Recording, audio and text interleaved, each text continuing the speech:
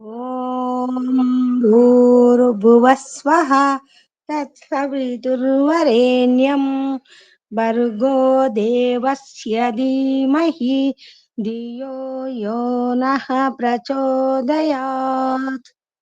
ఓం అసతో మా సద్గమయ తమసో మా జ్యోతిర్గమయ మృత్యోర్మా అమృతం గమయ.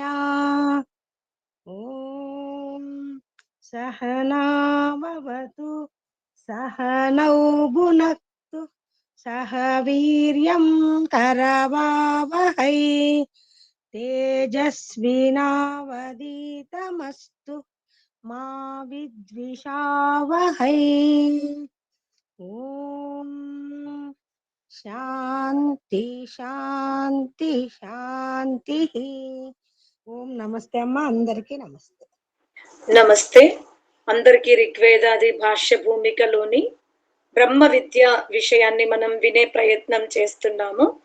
అథర్వవేద మంత్రములో మహద్యక్షం భువనస్య మధ్యే తపసి క్రాంతం సలిలస్య పృష్ఠే తస్మిన్ శ్రయంతే యా ఊ కేచ దేవ వృక్షస్య స్కందః పరితా ఇవ శాఖాః యన్మహత్ సర్వేభ్యో మహత్తరం యక్షం సర్వమనుష్యైః పూజ్యం సర్వ సంసారస్య పరిపూర్ణం విజ్ఞానే వృద్ధం అంతరిక్షస్య కారణరూపేణ కార్యస్య ప్రళయానంతరం పశ్చాత్ స్థితమస్తి తదేవ బ్రహ్మ విజ్ఞేయం తస్మిన్ బ్రహ్మణి ఏకే చాపి దేవాస్త్రయత్రింశత్ వస్వాదయః తే సర్వే తదాధారణైవ తిష్టంతి కస్య కా ఇవ.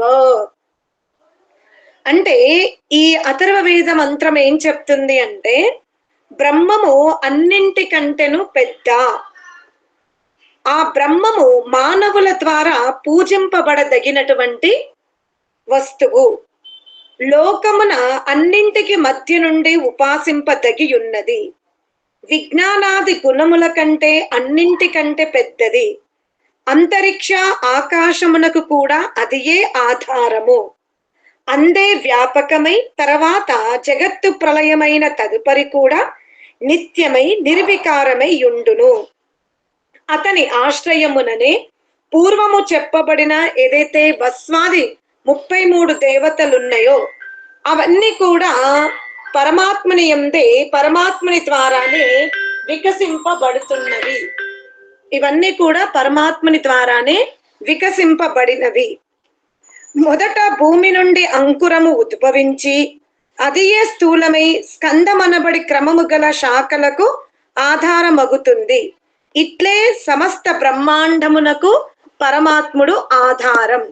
ఇక్కడ బ్రహ్మము పెద్ద అంటే మనం ఆకారములో తీసుకోకూడదు. అర్థమైందా? బ్రహ్మమే అన్నింటికంటే పెద్ద అన్నప్పుడు ఏంటి, ఇప్పుడు పెద్ద డబ్బా, పెద్ద మంచము అలా అంటాం కదా, అలా పరమాత్ముని మనం ఆకారంలోకి ఏంటి తీసుకోవాలి. అన్నింటికంటే పెద్దవాడు అనే అర్థం తీసుకోవాలి. సరేనా? ఇంకొక మంత్రం అథర్వవేదంలోని నా ద్వితీయో నా తృతీయో నా చతుర్థో నాప్యుచ్యతే సా పంచమో నా షష్ఠ సప్తమో నాప్యుచ్యతే నా అష్టమో నా నవమో దశమో నాపి ఉచ్యతే తదిదం నిగతం సహ స ఏక ఏష ఏకవృదేక ఏవ సర్వే అస్మిన్ దేవ ఏకవృతో భవంతి ఏతైర్ మంత్రైర్ ఇదం విజ్ఞాయతే పరమేశ్వర ఏక ఏవాస్తి నైవాతో భిన్నః కశ్చిదపి ద్వితీయః తృతీయః చతుర్థః పంచమః షష్ఠః సప్తమః అష్టమో నవమో దశమోశ్చైశ్వరో విద్యతే యతో నవభిర్నకారైః దిత్వా సంఖ్యామారభ్య శూన్య పర్యంతే నైకమీశ్వరం విధాయ అస్మాత్ భిన్నేశ్వర భావస్యాతిశయతయా నిషేధో వేదేషు కృతోస్తి అతో ద్వితీయస్య ఉపాసనమత్యంతం నిషిధ్యతే సర్వాంతర్యామి ఇతయా ప్రాప్తాః సన్ జడచేతనం చ ద్వివిధం సర్వం జగత్ స ఏవ పశ్యతి నాస్య కశ్చిద్ ద్రష్టాస్తి నాచాయం కస్యాపి దృశ్యో భవితుం అర్హతి. ఏనేదం జగద్వ్యాప్తం తమేనం పరమేశ్వరం ఇదం సకలం జగదపి నిశ్చితం ప్రాప్తమస్తి. వ్యాపకాత్ వ్యాప్యస్య సంయోగ సంబంధత్వాత్ యతః సర్వం సహతే తస్మాత్ స ఏవైష సహోస్తి స కల్వేక ఏవ వర్తతే స కశ్చిత్ ద్వితీయస్తధిక చతుర్తుల్యో వాస్తి ఏకశబ్దస్య త్రిగ్రహణాత్ అతః సజాతీయ విజాతీయ స్వగత భేదరాహిత్యమీశ్వరే వర్తత ఏవ ద్వితీయేశ్వరస్త్యాత్యంత నిషేధాత్. కస్మాత్ ఏకవృదేక ఏవతి ఉక్తత్వాత్ స ఏష ఏక ఏకవృత్ ఏకేన చేతన మాత్రేణ వసునైవ వర్తతే. పునః ఏక ఏవా సహాయః సన్ య ఇదం సకలం జగత్ రచయిత్వా ధారయ ఇత్యాది విశేషణ యుక్తోస్తి తస్య సర్వశక్తిమత్వాత్. అస్మిన్ సర్వశక్తిమతి పరమాత్మని సర్వే దేవాః పూర్వోక్త వస్వాదయ ఏకవృత్ ఏకాధికరణ ఏవ భవంతి. అర్థాత్ ప్రళయానంతరమపి తత్ సామర్థ్యం ప్రాప్య ఏకకారణ వృత్తయో భవంతి. ఏవం విదదాశ్చాన్యేపి బ్రహ్మ విద్యా ప్రతిపాదకాః సపర్యగా చుక్రం ఇత్యాదయో మంత్రాః వేదేషు బహవాః సంతి. గ్రంథాధిక్యాభియవా నాత్ర లిఖ్యంతే కింటు యత్ర యత్ర వేదేషు తే మంత్రాః సంతి తద్ తద్ భాష్యకరణావసరే తత్ర తత్ర అర్థాను ఉదాహరణయిష్యామి ఇది. అనగా ఈ మంత్రములన్నింటి మూలమున మనకేం తెలుస్తుంది? నా ద్వితీయో నా తృతీయో నా చతుర్థః. నా అంటే పరమాత్ములు ముగ్గురు, నలుగురు, ఐదుగురు, ఆరుగురు, ఏడుగురు, 10 మంది, 100, 1000, లక్షలు ఇలా లేరు. ఎవరు పరమాత్ముడు? స ఏకః ఏవ, అతను ఒక్కడే. ఆ ఒక్కడు ఎలా ఉన్నాడు?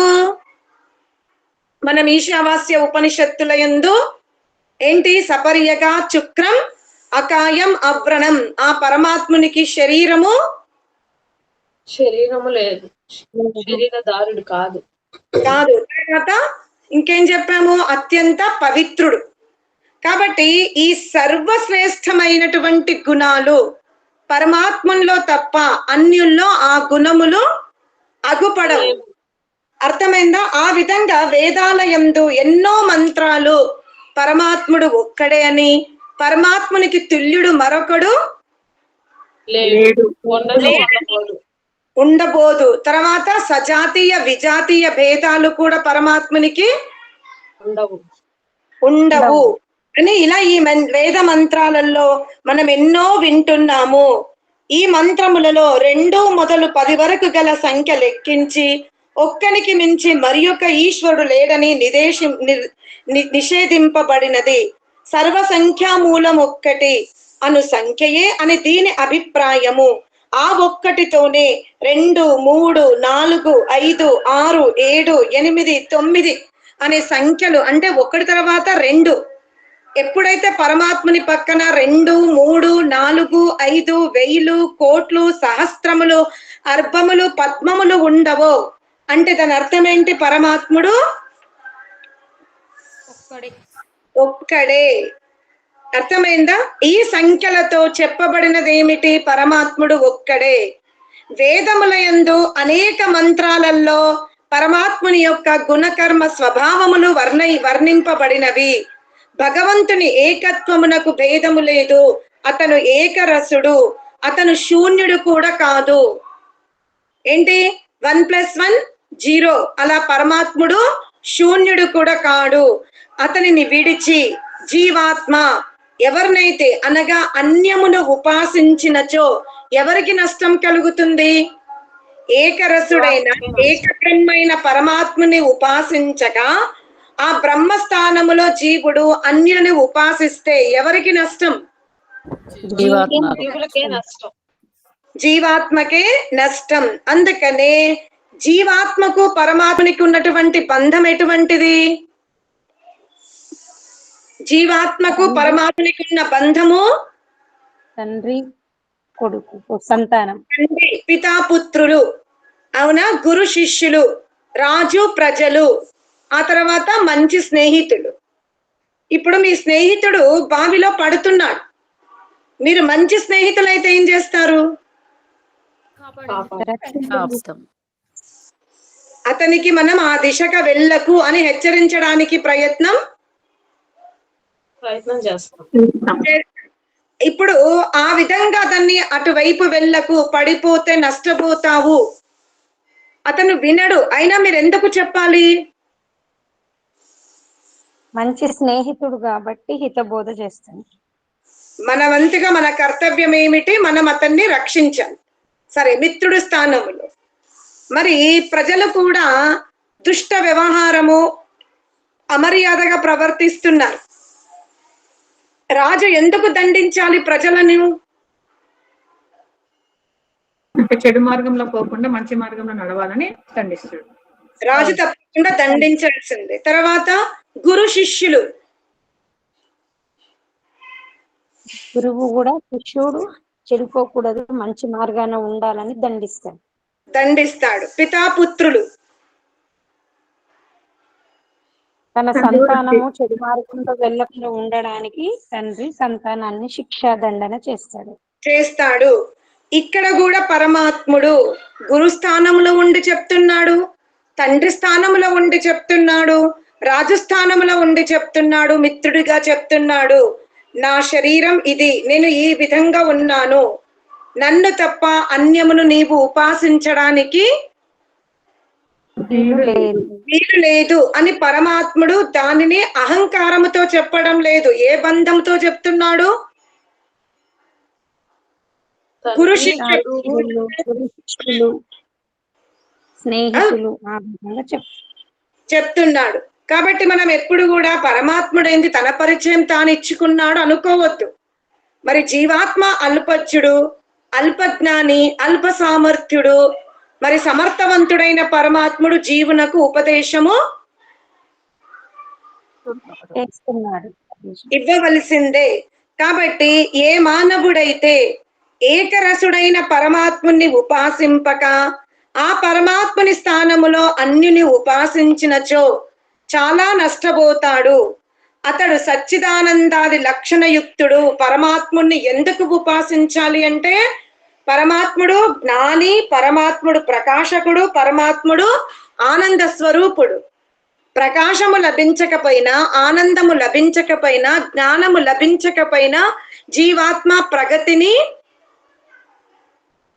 సాధించలేదు. కాబట్టి జీవాత్మకు ఉన్నతి జరగాలి అంటే జీవాత్మ ఎవరి వెనక నడవాలి? పరమాత్మని వెనక నడవాల్సిందే. అతడే ఎల్లప్పుడూ సమస్త జగత్తునందును పరిపూర్ణుడై ఉన్నాడు. జడచేతనాత్మకమగు ఈ జగత్తును అతనే వీక్షిస్తున్నాడు. ఆ పరమాత్మని చూచు ద్రష్ట మరొకడు లేడు. అతడు స్వయముగా ఎవరికి దృశ్యుడు కాడు. సంపూర్ణ విశ్వమునందు వ్యాపకుడై ఉన్న పరమేశ్వరునకు ఈ జగత్తంతయు నిశ్చితముగా ప్రాప్తమై ఉన్నది. వ్యాపకముతో వ్యాపమునకు సంయోగ సంబంధముండును. వ్యాప్యము ఎందులో ఉంటుంది? వ్యాపక వస్తువునందు ఉంటుంది. కాబట్టి వ్యాపక వస్తువు నుండి వ్యాప్య వస్తువు ఎప్పుడు కూడా వేరవ్వదు. పరమేశ్వరుడు సర్వము సహించును. కావున అతనిని మనం సహుడు అంటాం. అతడొక్కడే, అతనికి తుల్యుడు కాని అతని కంటే అధికుడు కాని మరి ఒకడు లేడు. ఈ మంత్రమున ఏకః ఒక్కడు, ఒక్కడు అను పదములు 3 పర్యాయములు ప్రయోగింపబడినది. కావున పరమేశ్వరుడు ఒక్కడే. అతనిలో సజాతీయ భేదము లేదు. అతని వలె మరొక పదార్థము లేదు. అతనిలో విజాతీయ భేదము లేదు. అతని కంటే సమర్థుడు లేడు. పరమేశ్వరుడే పూర్ణ సమర్థుడు. అతనిలో స్వగత భేదము లేదు. అతనిని ఖండించి విభజించుట వీలు లేదు. అతడు ఏకరసుడు. ఎందువలన? ఏకవృద్ ఏక ఏవా. ఆ పరమాత్ముడు చేతనము, ఆ పరమేశ్వరుడు ఒక్కడే. అతని యందు ఏ పదార్థము సంయోగము అవ్వట్లేదు.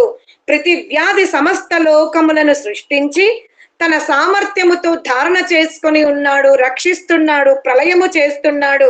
కావున ఆ పరమాత్మని యొక్క సృష్టి రచనా కార్యము అంత గొప్పగా ఇతరులు చెయ్యలేరు.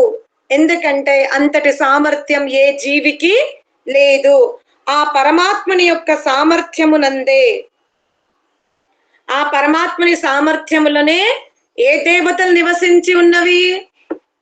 మనం ఎన్ని దేవతలు చెప్పుకున్నాము? 33 దేవతలు. వీళ్ళందరూ కూడా ఎక్కడున్నారు? పరమాత్మని యొక్క కార్యరూప జగత్తులో. కాబట్టి ప్రళయమున ఇవన్నీ ఏమైపోతాయి? దేవతలందరూ ఏమైపోతారు? ప్రళయమున కారణంలోకి వెళ్ళిపోతారు. అర్థమైందా? కార్యరూప జగత్తు ప్రళయ సమయంలో ఎలా ఉంటుంది? కారణ రూపంలో ఉంటుంది. ఆ కారణ ప్రకృతిని ఎవరు ధరించుకొని ఉంటారు? పరమాత్ముడు ధరించుకొని ఉంటాడు. కాబట్టి బ్రహ్మమే అందరికంటే పెద్ద. ఆ పెద్దయిన బ్రహ్మని జీవాత్మ సమగ్ర ఐశ్వర్యముల కొరకు, శాశ్వతమైన సుఖము కొరకు ఏం చేయాలి?